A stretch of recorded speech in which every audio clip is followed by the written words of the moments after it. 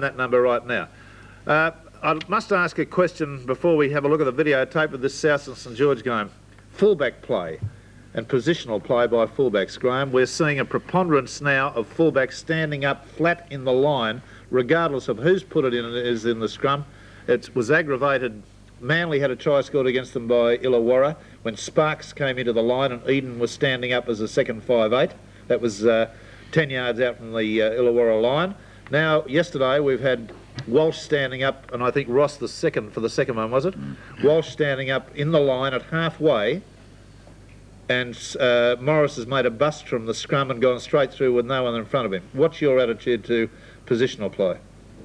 Well, Rex, the only time a fullback should be in the back line is when he's coming in to join it, not standing. And he should run into it, not be standing there.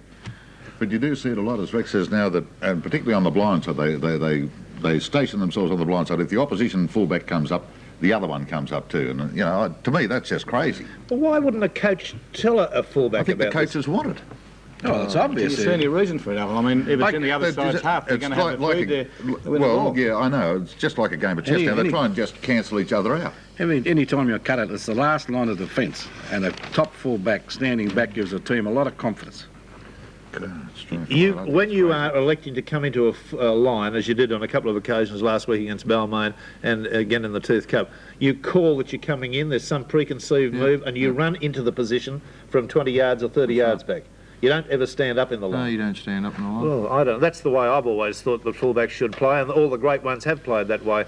And now we're seeing almost on a weekly basis, and look at it today, whatever game you see, and you'll see the fullback standing up beside the upright, beside the scrum or wherever. It doesn't matter whose put in it is. And if somebody makes a bust, that's the end of the section. There's no second line of defence.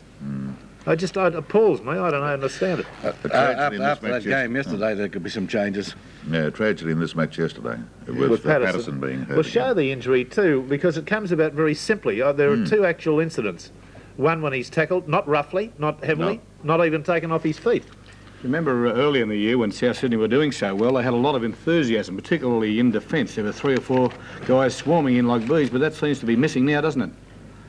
Well, this is just a try. Well, is this the one?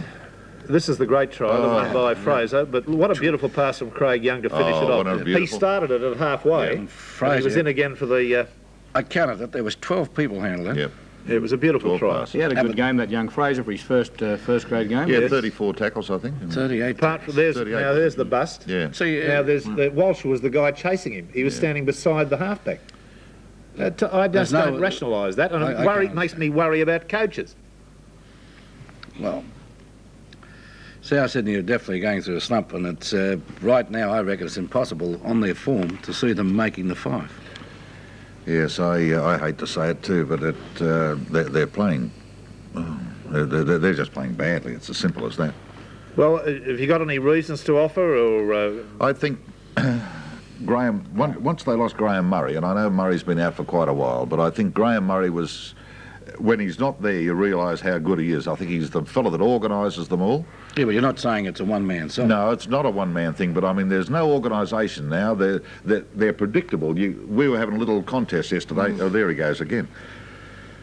We were having a little contest yesterday, picking which forward was going to take it up, one out. And that's what they're doing all the time. Isn't that the single thing that's gone wrong with South Sydney is that almost nobody looks for support any longer in the side. They are evidently coached to take the ball up as hard as they can, take the tackle and play it back, and somebody else does the same thing. For the first 3 tackles, that's what it is. Well, it's as simple as that. Their game has been, seems to be based on, or was based on backing up. Yes. They used to score. When they beat you guys in the first round, they did that all the game, didn't they? There was players, they could throw the ball over their shoulder. There are 2 players in the side that I believe have got extraordinary ball skills, Smith and Tucks, and neither of them now pass the football. Yeah. Well, the way they're hitting the line so hard, they can't afford to have... Look, the game of rugby league has always been a passing, running game. No, I'm agreeing with you. I'm saying that the way that they are hitting the defence line is that they can't afford to pass it because they've got to hang on to it. Yeah. No, I've never seen forwards tear into the rucks like the South Sydney do.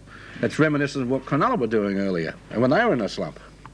Well, it's money for jam. I mean, if you've got a good tackling pack of forwards against you, it's, you know, they nullify themselves. So. Tony Melrose, we must assume that the pressure's got to him, because I've seen him miss 3 goals this year from in front. One against Eastern Suburbs, one against Parramatta, Yeah. and that one there. And that was a big one yesterday, That too. was a Oh, huge that one, was- that one that was- yesterday. I don't think Mitch is playing terribly well either, and I think this is one of the things. I think he made one good run yesterday, and the crowd near us, they just stood up and clapped. I think it was the first time he handled the ball for a while. Well, Craig Young was pinged for kneeing Tunks in the back there. For the way players lie on top of each other these days, it just...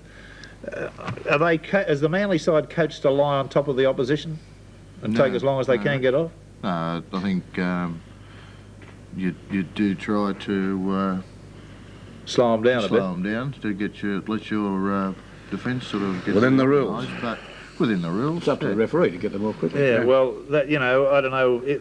Anyway. On that South Sydney We've thing, been just on this before we bandwagon go, before. Bill Anderson, I believe, has agreed to stay with South Sydney next year, Alan. Yes, I asked him.